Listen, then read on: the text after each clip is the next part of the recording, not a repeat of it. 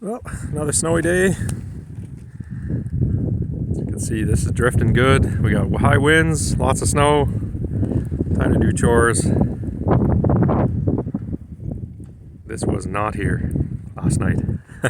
And there's ice underneath it, so I'm gonna try and do a cold start with one hand on this because people like cold start videos on these old tractors. And this one is like me. I need my coffee and it needs its ether.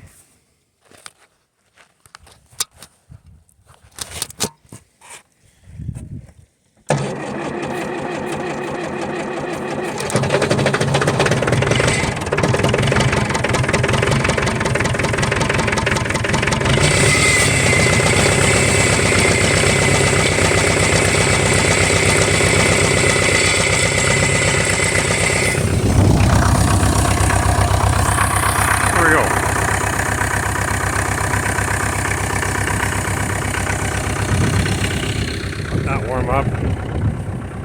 Big Red's in the barn, the Branson, but there's still hay in there and we're feeding hay indoors until some of this gets blown out. Probably gonna go in the cattle pen later and move the feeders today so that they can bed on that old straw, that old hay that's left over and dig through it, give them something to do and keep them warm. They have access underneath the barn for the other hay. Horses I restocked yesterday just to make sure they were good for the evening. Anyways, they're doing okay as well. It's not really that cold. I think we're maybe minus 10, minus 11, but we're, we get 8 inches of snow. Anyway, we'll get it plowed out. Use this old 56 International. I'm just going to use the scraper blade today. I have the bale spear on the front of it. So I'm not going to use the bucket. It'll just be the scraper blade. I'll turn the blade around, let whether it be like that to push it backwards, or you turn it around forwards, push it the other way. Anyways, I'll bring us back in a bit when this is all plowed out.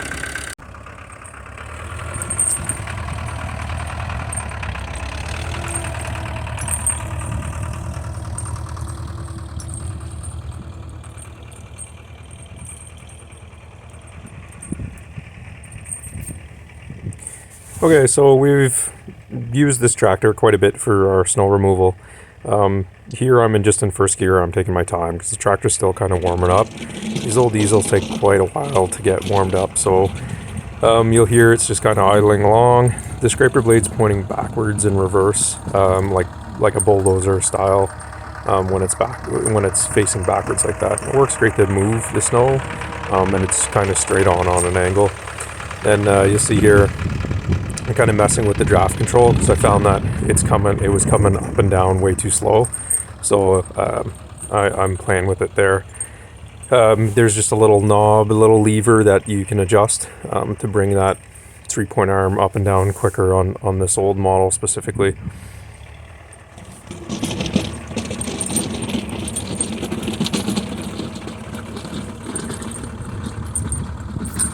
You'd see how the blade's kind of wobbling around a little bit there. Like, this old scraper blade's pretty loose, like it's kind of worn out, and it still does the trick. I mean, most of them are in that condition, especially when they get that old.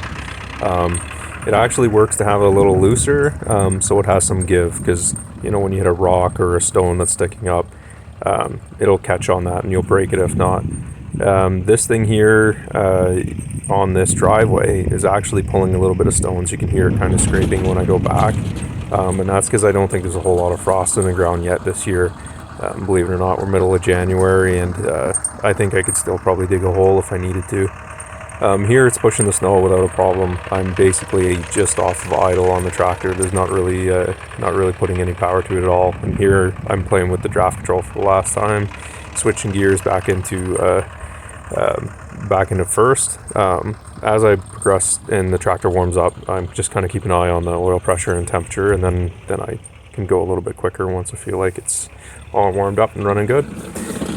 So it did the major swipes, and then you just kind of clean it up like that. This is I wanted to do it this way instead of, usually you'd use a scraper blade to push everything to the side, and then you go around with the bucket and bucket that other little stuff out later. It's sometimes quicker to do it that way.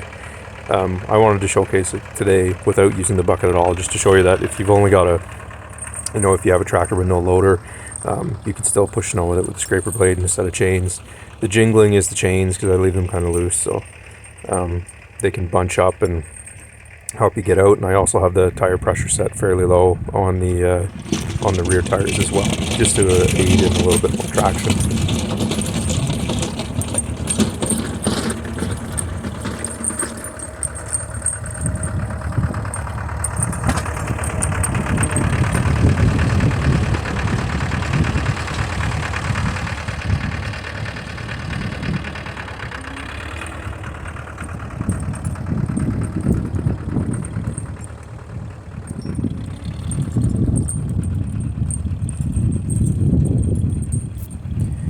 Okay, so I'm coming around the driveway here. We kind of have like a circle driveway. Decided to just do a little drive around, started it. If you see that little puff of smoke, that was because I shifted into second gear to go forward, so it drew the governor down. The governor told the engine to give it more fuel. These don't have like a foot pedal like your car would. I mean, a lot of these old tractors, they only have a hand throttle, which is basically a lever on the side of the steering wheel that you just set the RPM that you want the engine to be at, and then the governor does all the controlling after that. Here you'll see it's pushing, and it pushes great. You kind of follow it with we'll follow it up a bank, so you can bank it up a little bit, and it's all ice underneath. So I was pretty impressed with today being able to push the banks as much as I could, because it's just ice. Really large amounts of rainfall this year. That's kind of mixed. We got more rain than snow, I would guess. So.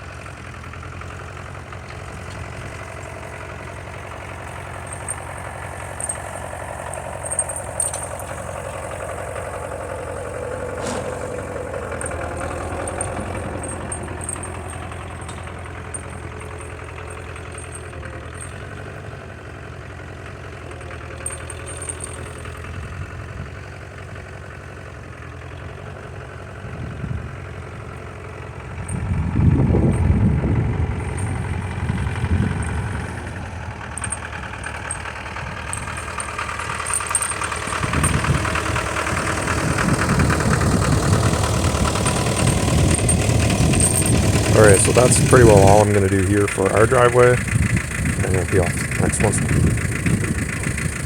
the next driveway. Okay, so here's our neighbors. We have our cattle over here on her farm as well, sometimes in the summertime. So in part of that in trade, just being neighborly, we help them out, plow the driveway when we can. When we're out doing ours, might as well do hers as well. In total length, this driveway usually takes me between 20 and 30 minutes to do with the tractor on a heavy snowfall. Light snowfall, I'll just take the four-wheeler, and I can do it in 10 minutes kind of flat.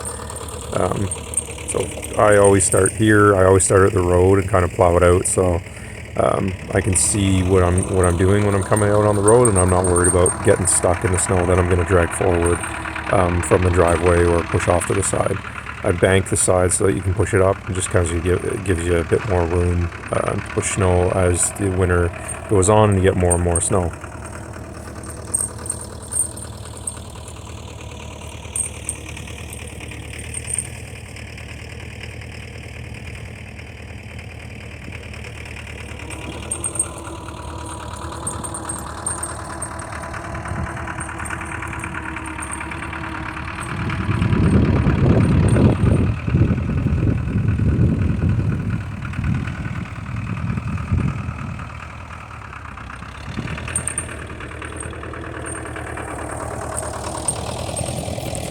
we live on a secondary road, so I still poke my head out to make sure the plows aren't out or whatever else. But most people are pretty good. They just take their time going up and down this road, and they're kind of aware that on a snowy day, people are out plowing, snow blowing, or out using the tractor or whatever else. So I just keep kind of keep an eye out for it.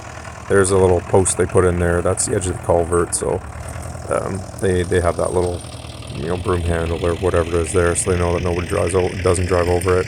I kind of push the banks back a little bit further, because if you start small on your driveway, it's just going to get narrower and narrower as the snow accumulates. Here you can see we're just on bare ice underneath that. It's really, really windswept in their driveway. The way the winds come in, it just blows the snow and the rain and whatever else that way. And then anything that does melt, it runs down the driveway and it kind of collects at that point. So it's hard to tell on camera, but it is an incline to the top, up where their van is up there. And pushing backwards, there's only one reverse gear in this particular old tractor, so it kind of spins a little bit. With the chains, it'll still go up, and it does have a differential lock, and I do have it engaged, so that helps both wheels spin at the same time. Really increases where you can go with these things. So pretty well done here, plowing that way, and then I'll spin it around and plow forward.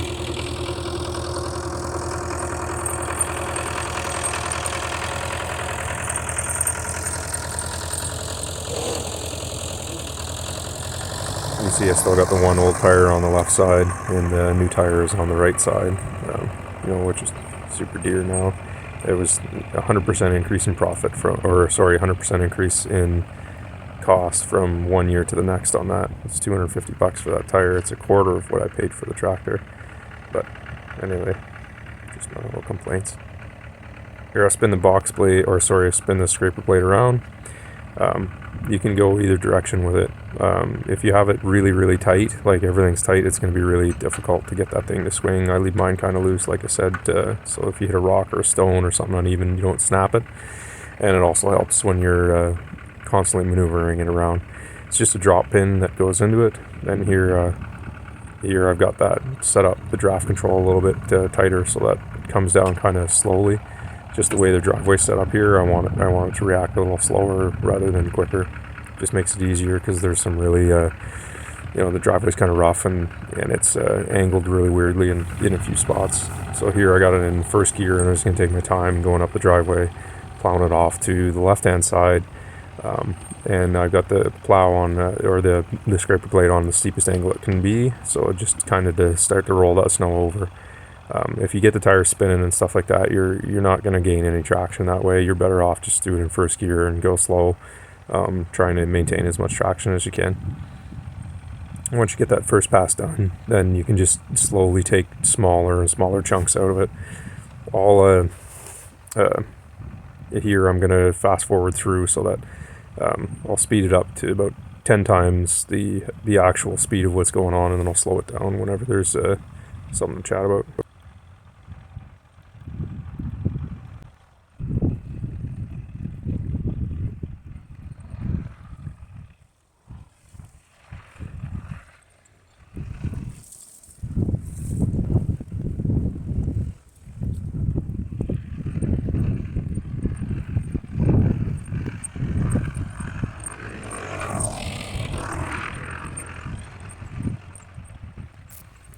Sorry for the wind noise here, but it's gusting at 30 to 50 kilometers an hour at this point, and it wasn't letting up at all. I was pretty much expecting that a lot of the snow is going to be redrifted in over. That's why you're going to see I'm not worrying about every little piece of snow to get it cleared off this driveway. I just want to get the bulk of it done so that they can get in and out when they need to, and if I need to get in there, I can.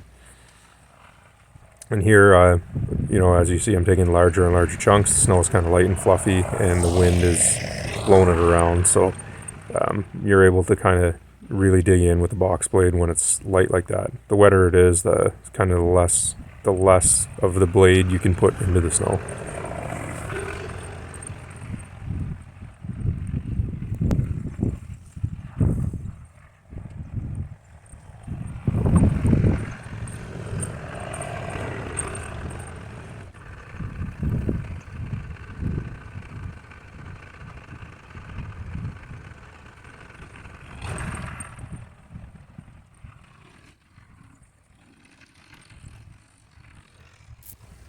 So this part of their driveway is a really bad spot. It's like a weird hill that goes up that's kind of steep, and it's just completely ice all the time from the ice coming off the side of their roof. It kind of rolls down, melts because that gets full sun there, and then super slippery.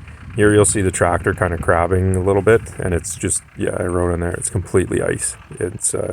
It's pretty difficult, so I'm just really tiptoeing along here.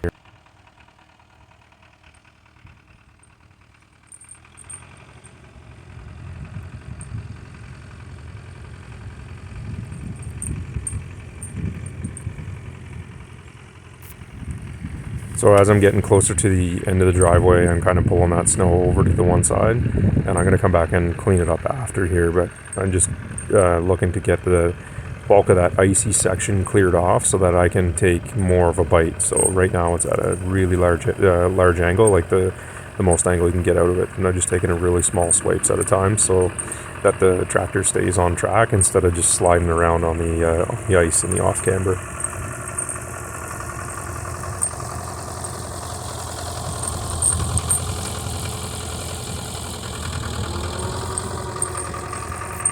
See a good shot of that $250 tire there.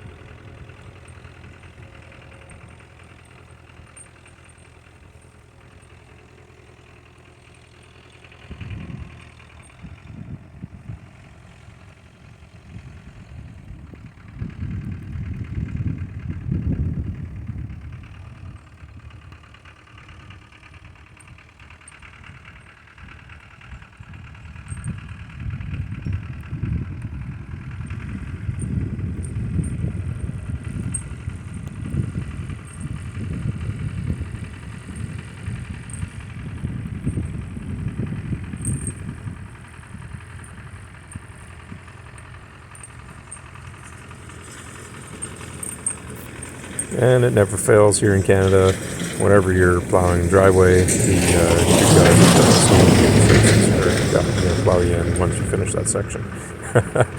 These guys are really good. They keep this road plowed. I never seem to beat them. So there wasn't much snow that I was able to dump on. It's just basically spreading salt and sand.